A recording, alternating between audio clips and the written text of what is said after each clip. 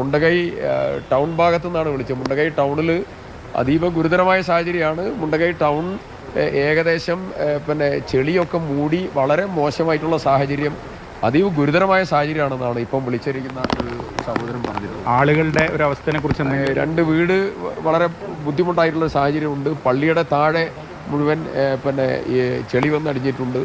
വീടുകളിലും അതുപോലെ കടകളിലൊക്കെ ഇതായി നിൽക്കുകയാണ്. അതുകൊണ്ട് എത്രത്തോളം കാഷ്വാലിറ്റിയുടെ ഒരു സാഹചര്യം എത്രത്തോളം എന്നറിയില്ല. അവരെല്ലാം ഓടി രക്ഷപ്പെട്ട് മേലെ ഭാഗത്ത് നിലയുറപ്പിച്ചിരിക്കുക. ഇപ്പോൾ NDRFിൻ്റെ സംഘത്തെ ഞങ്ങൾ ലോക്കൽ ആളുകളുടെ സഹായത്തോടു കൂടി അങ്ങോട്ട് പറഞ്ഞു വിട്ടിട്ടുണ്ട്. അവർ പോയി അതിൻ്റെ പ്രോസസ്സ് ഓരോ ഘട്ടം ഘട്ടമായി ഓരോ ഭാഗത്തും മുകൾ ഭാഗത്ത് ആളുകളുണ്ട്, അവരെയൊക്കെ അവിടുന്ന് ഒഴിപ്പിക്കാനുള്ള ശ്രമം ഞങ്ങൾ ആരംഭിച്ചു. അതാണ് ഏറ്റവും പുതിയ വിവരം. ഉമൈബാൻ, NDRFിൻ്റെ ഒരു സംഘത്തെ മറുകരയിലേക്ക് അയച്ചിരിക്കുന്നു. ഇപ്പോൾ രക്ഷാ ദൗത്യത്തിനുള്ള ജീപ്പുകളൊക്കെ എത്തുന്നതാണ് കാണുന്നത്. പക്ഷേ മറുകരയിൽ നിന്ന് ആളുകളൊന്നും എത്തിയിട്ടില്ല. ഈ ചൂരൽമലയിൽ തന്നെ അത്തരത്തിൽ വിഷയങ്ങളുണ്ട്. ഇവിടെ നിന്ന് ആളുകളെ കൊണ്ടുപോകേണ്ട സാഹചര്യമുണ്ട്. ചൂരൽമലയിൽ അടക്കം ചില ആളുകൾ ബുദ്ധിമുട്ട് അനുഭവിക്കുന്നുണ്ട്. കാരണം ഈ മുണ്ടക്കൈയിൽ നിന്ന് പുഴ ഒഴുകി വരുന്നത് ചൂരൽമലയിലേക്കാണ്. അങ്ങനെയാണ് ഈ മുണ്ടക്കൈ ഉരുൾപൊട്ടിയപ്പോൾ ചൂരൽമലയിലെ പാലം ഒലിച്ചു പോകുന്ന സാഹചര്യം ഉണ്ടായത്. ഈ ആക്സസ് നഷ്ടപ്പെടുന്ന ഒരു സാഹചര്യം അങ്ങനെയാണ് ഉണ്ടായത്. ഇപ്പോൾ MLA പറഞ്ഞതുപോലെ പ്രാദേശികമായ ആളുകളുടെ സഹായത്തോടെ NDRFിൻ്റെ 20 അംഗ സംഘം പുഴ കടന്ന മറുകരയിലേക്ക് പോയിട്ടുണ്ട്. ഇപ്പോഴും NDRFും ഫയർഫോഴ്സും ഉൾപ്പെടെയുള്ള ആളുകൾ പോകുന്നുണ്ട്. അവരൊക്കെ മറുകരയിൽ എത്തി അവിടെ നിന്ന് എന്തെങ്കിലും ഒരു സന്ദേശം, പല സ്ഥലത്തും റേഞ്ചില്ല, മുണ്ടക്കൈയിലൊക്കെ ഫോണിന് റേഞ്ചില്ലാത്ത പ്രദേശങ്ങളാണ്. ടവറുകളടക്കം കേടുപാടുകൾ സംഭവിക്കുകയോ ഓഫായി പോവുകയോ ചെയ്യുന്ന സ്ഥിതിയുണ്ട്. അതുകൊണ്ട് തന്നെ കമ്മ്യൂണിക്കേഷൻ വലിയൊരു പ്രശ്നമാണ്. ഇപ്പോൾ ഞങ്ങൾ നിൽക്കുന്ന ചൂരൽമലയിലാണ് ഈ കമ്മ്യൂണിക്കേഷൻ സൗകര്യങ്ങളുള്ളത്. ഇപ്പോൾ MLAക്ക് എന്തായാലും മുണ്ടക്കൈയിൽ നിന്നൊരു ഫോൺ കോൾ വന്നിരുന്നു. അതിൽ നിന്ന് ലഭിച്ച വിവരമനുസരിച്ച് മുണ്ടക്കൈ ടൗൺ ചെറിയൊരു അങ്ങാടിയാണ്. മലയോരത്ത് എസ്റ്റേറ്റ് മേഖലയിൽ സാധാരണ നമ്മൾ കാണുന്നത് പോലുള്ള ഒരു ചെറിയ സ്ഥലമാണ് ഈ മുണ്ടക്കൈ അങ്ങാടി എന്ന് പറയുന്നത്.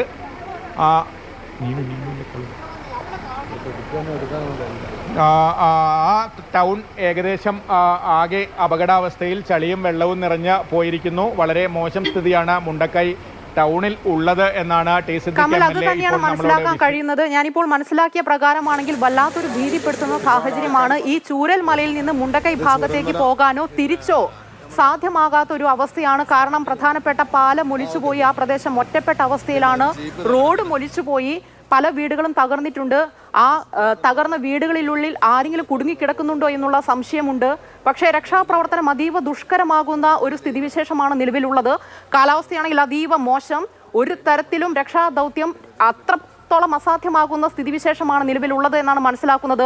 കൂടുതൽ NDRF സംഘങ്ങൾ അവിടെ എത്തുന്നുണ്ടോ? ഫയർഫോഴ്സിന്റെ നേതൃത്വത്തിൽ ഉൾപ്പെടെയുള്ള തിരച്ചിൽ നിലവിൽ എങ്ങനെയാണ് പുരോഗമിക്കുന്നത്? പ്രത്യേകിച്ചും നേരത്തെ പുഴ കടന്നാണ് അവർ അങ്ങോട്ട് പോയത്. ഈ പാലം നഷ്ടപ്പെട്ടു, അതുപോലെ തന്നെ റോഡ് ഒലിച്ചുപോയി. രക്ഷാദൗത്യം അതീവ വെല്ലുവിളിയെ തുടരുന്ന സാഹചര്യത്തിൽ ഇനി കൂടുതൽ സൈന്യത്തെ എത്തിക്കുക എന്നുള്ളൊരു ദൗത്യമാണ് മുന്നിലുള്ളത്. ഉമൈബാൻ, സൈന്യത്തിൻ്റെ സഹായം അടക്കം തേടുന്ന ഒരു സാഹചര്യം ആണ് ഉള്ളത്. കാരണം ഈ പാലം ഏതെങ്കിലും രീതിയിൽ താൽക്കാലികമായെങ്കിലും പുനർനിർമ്മിക്കാതെ ഒരു തരത്തിലും മുന്നോട്ട് പോകാൻ കഴിയില്ല. ഇപ്പോൾ NDRFിൻ്റെ സംഘം പുഴ കടന്ന് പോയിട്ടുണ്ട് എങ്കിൽ കൂടി മറുവശത്ത് എന്താണ് സംഭവിച്ചതെന്നൊന്നും അറിയില്ല. മാത്രമല്ല 2 കിലോമീറ്ററോളം ദൂരമുണ്ട് പാലത്തിന് അക്കരെ നിന്നും ഈ ദുരന്തഭൂമിയിലേക്ക്.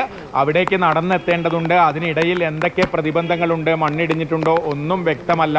ഇപ്പോൾ നമ്മൾ ഈ ആംബുലൻസും കാര്യങ്ങളുമൊക്കെ കാണുന്നത് ചൂരൽമലയിലാണ്. അത് ഇവിടെ ചില ഭാഗങ്ങളിലൊക്കെ ഒറ്റപ്പെട്ട് ഈ വെള്ളം കയറിയൊക്കെ ഒറ്റപ്പെട്ട ആളുകളെയൊക്കെയാണ് മാറ്റുന്നത്. അത്തരത്തിൽ ചില ആളുകളെ മൂപ്പൻസ് മെഡിക്കൽ കോളേജ് ആശുപത്രിയിലടക്കം പ്രവേശിപ്പിച്ചിട്ടുണ്ട്. അവർക്കാർക്കും ഗുരുതരമായ പ്രശ്നങ്ങളൊന്നുമില്ല. പക്ഷേ യഥാർത്ഥ ദുരന്തഭൂമിയിൽ നിന്ന് ആരെയും പുറത്തെത്തിക്കാൻ കഴിഞ്ഞിട്ടില്ല. എന്താണ് അവിടെ സംഭവിച്ചത് എന്ന് പറയാൻ കഴിയുന്നില്ല. ഇപ്പോഴും ഇടവിട്ട് മഴ പെയ്യുന്നു. അതീവ ദുഷ്കരമാണ്. ഇവിടെ നിന്ന് അങ്ങോട്ട് പോകാൻ കഴിയാത്തതാണ് ഏറ്റവും ഗുരുതരമായ ഒരു സാഹചര്യം. ഉമൈബാൻ, ഈ മലയോര മേഖലയാണ്. മുണ്ടക്കൈ എന്ന് പറയുന്നത് ഒരു ഡെഡ് എൻഡാണ് ഈ റോഡിൻ്റെ. അവിടെ നിന്ന് പിന്നീട് അങ്ങോട്ട് നിലമ്പൂർ വനമേഖലയും ഒക്കെയാണ്. മലപ്പുറം ജില്ലയുടെ അതിർത്തിയാണ്. അവിടേക്ക് പോകുന്ന ഏക വഴിയാണ് തടസ്സപ്പെട്ടിരിക്കുന്നത്. അതുതന്നെയാണ് ഈ രക്ഷാദൗത്യത്തിൻ്റെ ഏറ്റവും വലിയ വെല്ലുവിളിയും. ശരിയാണ് കമൽ പറഞ്ഞത്. എന്തായാലും രക്ഷാദൗത്യം അതീവ ദുഷ്കരമായിട്ട് തന്നെ തുടരുകയാണ്. കാരണം അത്രത്തോളം മഴ കോരിച്ചൊരിയുന്നുണ്ട്. ഒരുപാട് വീടുകൾക്ക് നാശനഷ്ടം ഉണ്ടായിട്ടുണ്ട്. ഇതിനുള്ളിൽ ആരെങ്കിലും കുടുങ്ങിക്കിടക്കുന്നുണ്ടോ എന്നുള്ള സംശയം ഉയരുന്നുണ്ട്. അതുപോലെ തന്നെ മലവെള്ളപ്പാച്ചിൽ വെള്ളം കുത്തിയൊലിക്കുകയാണ്. സ്വാഭാവികമായിട്ടും മണ്ണും ചെളിയും ഒക്കെ പുതഞ്ഞ അവസ്ഥയിൽ ആരെങ്കിലും കുടുങ്ങിക്കിടക്കുന്നുണ്ടോ? രക്ഷാപ്രവർത്തകർ തന്നെ നോക്കി നിൽക്കേണ്ടി വരുന്ന ഒരു വല്ലാത്തൊരു സാഹചര്യമാണ് നിലവിൽ ഈ മുണ്ടക്കൈ ഭാഗത്തുണ്ടാകുന്നത്. അതുപോലെ തന്നെ ചൂരമലയിലും നേരത്തെ കമൽ സൂചിപ്പിച്ച പോലെ തന്നെ ചെറിയൊരു പ്രദേശമാണ്. ഒരുപാട് കുടുംബങ്ങൾ അവിടെ ഒറ്റപ്പെട്ട് കിടക്കുകയാണ്. ഈ രക്ഷാപ്രവർത്തകർക്ക് അങ്ങോട്ട് എത്താൻ കഴിയുന്നില്ലാത്ത ഒരു സാഹചര്യമാണ് നിലവിലുള്ളത്. ഈ മഴ തന്നെയാണ് ഏറ്റവും വലിയ വെല്ലുവിളിയായിട്ട് മുന്നിലുള്ളത്.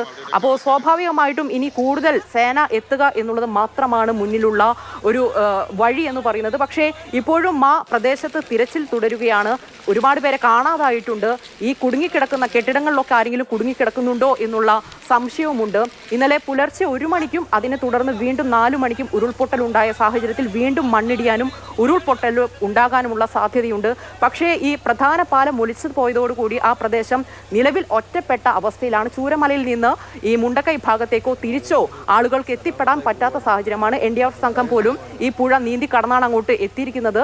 ഇനിയും കൂടുതൽ NDRF സംഘങ്ങൾ എത്തുന്നതായിട്ടുള്ള വിവരം നമുക്ക് ലഭിക്കുന്നുണ്ട്. എന്തായാലും സേനയുടെ സഹായം കൂടുതൽ തേടിയിട്ടുണ്ട്.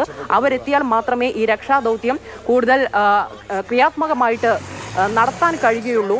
വലിയ ഒരു ഭീതിപ്പെടുത്തുന്ന സാഹചര്യമാണ് ഇപ്പോൾ വയനാട് മുണ്ടക്കൈ ഭാഗത്ത് ഉണ്ടായിരിക്കുന്നത്. രക്ഷാദൗത്യം അതീവ ദുഷ്കരമായി തുടരുന്നു. ആ പ്രദേശത്തെ ആളുകൾ ഒറ്റപ്പെട്ടിരിക്കുന്നു. നിരവധി പേരെ കാണാതായതായുള്ള വിവരങ്ങളും പുറത്തു വരുന്നുണ്ട്. എത്രയും പെട്ടെന്ന് തന്നെ ഈ രക്ഷാപ്രവർത്തനം അതീവ ശ്രമകരമായിട്ടാണെങ്കിലും അത് നടത്തുക എന്നുള്ളതാണ് മുന്നിലുള്ള ഏറ്റവും വലിയ വെല്ലുവിളി എന്ന് പറയുന്നത്. കാലാവസ്ഥ തന്നെയാണ് അവിടെ തിരിച്ചടിയായി തുടരുന്നത്. ഈ 4 മണിയോട് കൂടിയാണ് വീണ്ടും ഉരുൾപൊട്ടൽ, രണ്ടാമത്തെ ഉരുൾപൊട്ടൽ ഉണ്ടാകുന്നത്. ഒരുപക്ഷെ ഉരുൾപൊട്ടൽ ഇനിയും ഉണ്ടാകാനുള്ള സാധ്യത അത് തള്ളിക്കളയാനാകില്ല.